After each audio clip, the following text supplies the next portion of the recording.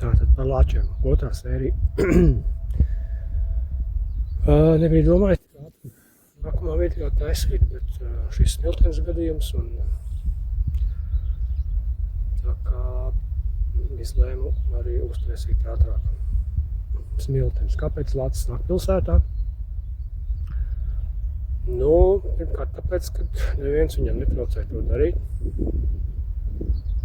Otrs,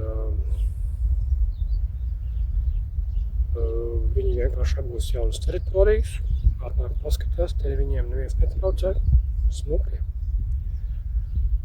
Un arī tas, kad viņa paliek vien vairāk. Un ir tā, ka vienam lācim pieaugušam tā teritorija nepieciešamā ir, ja nemaldos, kādi 50 kvadrātkilometri. Varbūt drusku mazāk, bet tam nav tik liels nozīmes. Un tā kā viņi kļūst ar vien vairāk un nekontrolēti vairojās, tad pieaugušie tēviņi tur dos jaunuļus vienkārši dzen ārā no savām teritorijām. Un tie spiesti doties citur, kaut kur meklēt citas vietas. Un ja katrai lācinē, nezinu, ir 3, 4, 5 mazuļi priekš šiem labvēlīgiem apstākļiem, nu, domājiet paši, cik ilgs laiks paies, kad viņi sapratīs, ka var pārtiku arī meklēt pilsētās, situācija kļūst tikai sliktāka. Un esmu arī pat vispār pirms savu ministriju iesniegt, esmu pat rakstījis valsts prezidentam par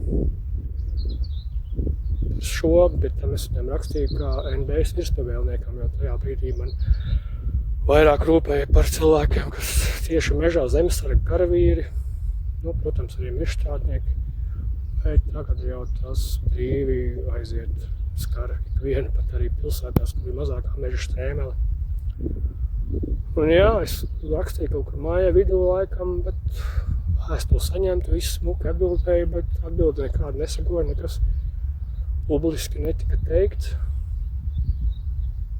Un tā kaut kā pirms tā arī esmu uz dabas aizsardzības pārvaldi, vēl liekas aprīlī kaut kur zvanīju, pirms vispār visu šo sākt. Arī sapu izrunājos gari un plaši diezgan sapratu, ka diezgan bezjēdzīgi tur cilvēki tik apmāti ir ar to dabas aizsardzību, dabas daudzveidības ideju.